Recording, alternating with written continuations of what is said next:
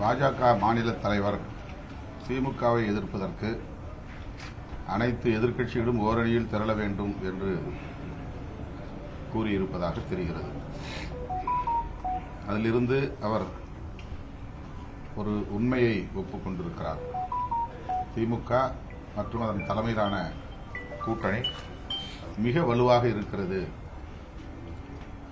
அதனை எதிர்கொள்வதற்கு எதிர்க்கட்சிகள் முரண்பாடுகள் உள்ள கட்சிகளாக இருந்தாலும் அவை அனைத்தும் ஓரணியில் திரள வேண்டும் என்று கூறியிருக்கிறார்.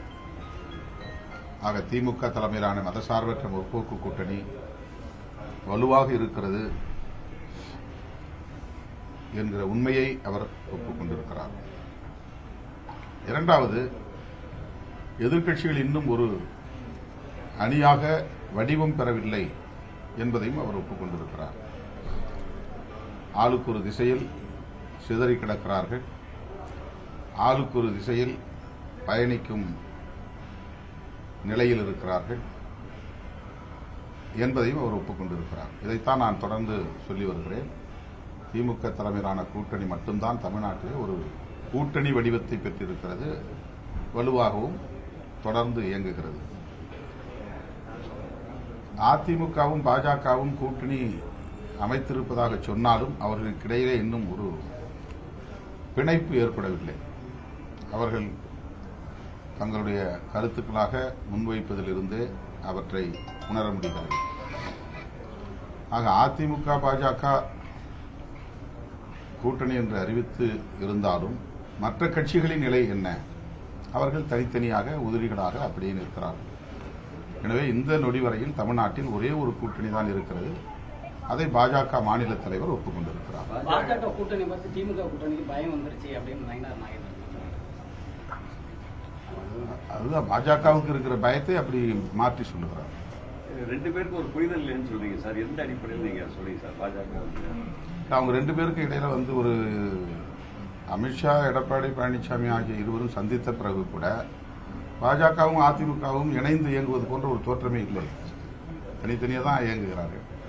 அவர்களுக்கு இடையில ஒரு இணைப்போ பிணைப்போ ஏற்பட்டதை போன்ற தோற்றம் இல்லை. அமித்ஷா அவர்கள் கூட்டணி ஆட்சி என்று சொல்லிவிட்டு போனார். நாங்கள் அப்படி சொல்லவே இல்லை என்று எடப்பாடி பழனிசாமி அவர்கள் அடுத்த சந்திப்பிலே பத்திரிகையாளர்களிடையே கூறினார். அதிலேயே ஒரு முரண் இருப்பது தெரிகிறது. இன்னும் அவர்களுக்கு இடையிலே ஒரு ஒட்டுறவு ஏற்படவில்லை என்று தெரிகிறது. மனோன்மணி சுந்தரனார் பல்கலைக்கழகத்தில் கேள்வித்தாள் லீக் ஆயிருக்கு. நீங்க எப்படி பார்க்குறீங்க? மறுதேர்தல் சொல்லியிருக்காங்க. வினாத்தாள்கள் இவ்வாறு தேர்வுக்கு முன்னதாகவே வெளியாவது பல்கலைக்கழக நிர்வாகத்தில் உள்ள முறைகேடுகளை வெளிப்படுத்துகிறது அல்லது பலவீனங்களை வெளிப்படுத்துகிறது. இது மிகவும் கவலை அளிப்பதாக இருக்கிறது. வினாத்தாள்களை மாற்றி தேர்வு நாளையும் மாற்றி அறிவிக்க வேண்டும். வினாத்தாள்களை மாற்றி தயாரிக்க வேண்டும். பள்ளிக்கல்வித்துறை ஒரு சர்க்குலர் அனுப்பியிருக்கு. எல்லாருக்கும் 100% தேர்வு தராத பள்ளி ஆசிரியர்களுக்கு, பள்ளி தலைமை ஆசிரியர்களுக்கு விளக்கம் கேட்டு நோட்டீஸ் அனுப்பியிருக்காங்க. திருச்சியில் அந்த மாதிரி அனுப்பியிருக்காங்க. அந்த மாதிரி அனுப்புறது சரியில்லைன்னு ஆசிரியர்கள் மத்தியில் ஒரு கொந்தளிப்பு இருக்கு. அதை நீங்கள் எப்படி பார்க்குறீங்க சார்? இல்லை, இது நல்ல முயற்சி. ஆசிரியர்கள் இதை வரவேற்க வேண்டும். இதில் கொந்தளிப்படைவதற்கு ஒன்றும் இல்லை. அனைத்து பள்ளிகளும் 100% தேர்ச்சி அடையக்கூடிய அளவுக்கு மேம்பட வேண்டும் என்கிற எதிர்பார்ப்பு பள்ளி கல்வித்துறை அமைச்சகத்திற்கு இருக்கிறது என்று சொன்னால் அதற்கு முழு ஒத்துழைப்பை நல்க வேண்டிய பொறுப்பு ஆசிரியர் பெருமக்களுக்கு உள்ளது. அதை வரவேற்க வேண்டும் என்று கேட்டுக்கொள்கிறேன். அண்ணா பல்கலைக்கழக வழக்கில் இன்னைக்கு பாலியல் வழக்கில் இன்னைக்கு ஜட்ஜ்மெண்ட் அதுல வேறு சிலர் சம்பந்தப்பட்டதா ஒரு சொல்றாங்க. ஜட்ஜ்மெண்ட் வரட்டும். ஜட்ஜ்மெண்ட் வந்த பிறகுதான் நமக்கு உண்மை என்னன்னு தெரிய வரும். உண்மையான குற்றவாளிகள் யாராயிருந்தாலும் அவர்கள் சட்டத்தின் பிடியிலிருந்து தப்பித்து விடக்கூடாது என்பதுதான் நம்முடைய எதிர்பார்ப்பு.